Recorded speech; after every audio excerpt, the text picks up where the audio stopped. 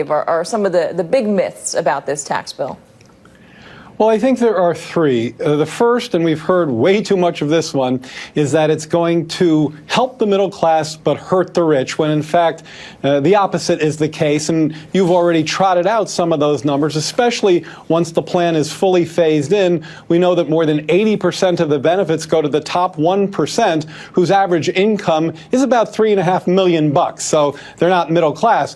But even if you look at the plan right when it starts, the top 1% gets twice the benefits of those in the middle. So people who say that, well, it may not look great at its full phase-in, but it's okay from the start, that's inaccurate too.